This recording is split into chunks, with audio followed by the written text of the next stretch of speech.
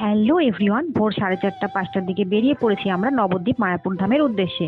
সঙ্গে বাবা মাও ছিল, তো চলো যাওয়া যাক। সঙ্গে থাকো, পুরো ভিডিওটা দেখতে থাকো। চলে এসেছি দমদম স্টেশনে। এসেই আমরা জঙ্গিপুর এক্সপ্রেসে উঠেও পড়েছি। সঙ্গে আমাদের এই দেখো পুরো টিম, দেখতেই পাচ্ছ, বাবা মা শাশুড়ি, পিকুর মা, পিকু, আমি, হাজবেন্ড, এই তো।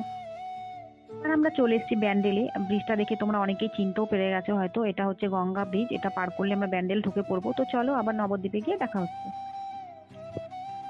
নবদ্বীপে এসে প্রথম চলে এলাম এই মন্দিরে। মন্দিরটা কতটা সুন্দর, আর এখানে দেখো একটা কত বড় ঘোড়া রয়েছে দেখতে পেলাম। আর পুরো মন্দিরটা এরকমই। এই মন্দিরে ছিল এই দুটো ঠাকুর, দেখো এই ঠাকুর দুটো কি নাম আমি জানি না ঠিক। তো এই দুটো ঠাকুর ছিল। আর পুরো মন্দিরটা অনেকটা বড় জায়গা নিয়ে, দেখো কতটা জায়গা চারপাশে। এবার চলে এলাম পোড়ামাতলা। এখানে একটু মন্দিরে ঢুকে মাকে একটু প্রণাম করে এবার বেরিয়ে গেছি। পোড়ামাতলা মন্দিরের পাশেই দেখো মা ভবতারিণীর কত সুন্দর এখানে একটা মূর্তি রয়েছে। আর এখানে বটগাছটা দেখো পুরোটা এরিয়া জুড়ে রয়েছে। কত বছরের পুরনো এই বটগাছটা, পুরোটা জুড়ে কত সুন্দর করে রয়েছে। পোড়ামাতলা থেকে বেরিয়ে চলে এসেছি 60 ফুট গৌরাঙ্গ দেখতে। এখানে এখানে টিকিট কেটে এখন ঢুকতে হচ্ছে। তো 10 টাকা করে আমরা সব টিকিট কেটে নিয়েছি। আর দেখো গুহার ভেতর দিয়ে এবার আমরা ভেতর দিকে ঢুকবো। ভিতরে ঢুকে দেখো কত সুন্দর এখানে মাছগুলো ছিল। এখানে অনেকে খাবার দিচ্ছিল, তো সেগুলো খাচ্ছিল। দেখো কতগুলো মাছ, বেশ কালারিং মাছ। এই ছিল সেই 60 ফুট গৌরাঙ্গ। দেখো কতটা বড় মূর্তি এটা, আর সামনে থেকে বিশালই বড় আকার ছিল। ক্যামেরাতে কতটা কি দেখা যাচ্ছে জানি না। 60 ফুট গৌরাঙ্গ দেখে সামনের দিকে এগিয়ে যেতে দেখো এখানে শ্রীকৃষ্ণের বিভিন্ন মূর্তি ছিল সখীদের সাথে।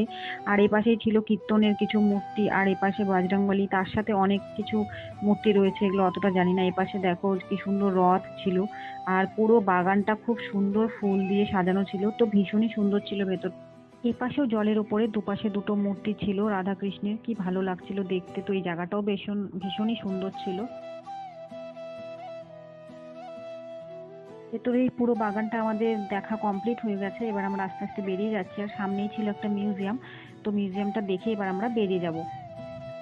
এবার আমরা চলে এলাম মিউজিয়ামের ভেতরে। সেই বিষ্ণুর মূর্তিটা দেখো অসাধারণ, খুবই সুন্দর হয়েছে। আর চারদিকে ছিল বিভিন্ন যুগের দেবদেবতাদের লীলার অংশ, এগুলো হচ্ছে মূর্তির মাধ্যমে দেখানো হয়েছিল। তো এই পুরো জুড়ে এটাই রয়েছে।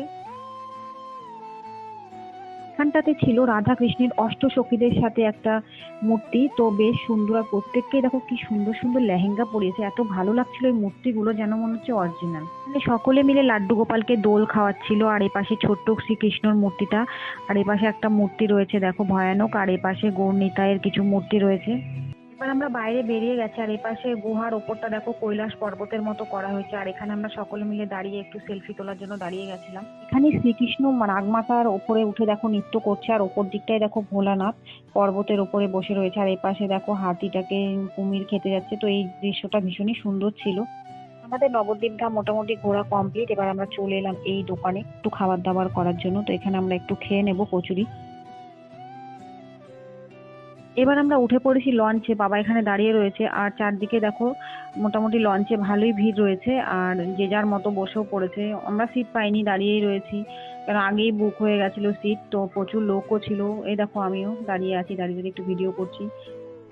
তো হাজবেন্ড দেখো নিচেই বসে পড়েছে, পিকুও দাঁড়িয়ে রয়েছে, ওর মাও দাঁড়িয়ে রয়েছে, আমরা সকলেই দাঁড়িয়ে রয়েছি। লঞ্চ ছেড়েও দিয়েছে। তো চলো, ভিডিওটা এই পর্যন্তই। ভালো লাগলে অবশ্যই আমার চ্যানেলটিকে ফেসবুক থেকে দেখলে ফলো করো, ইউটিউব থেকে দেখলে সাবস্ক্রাইব করে দিও।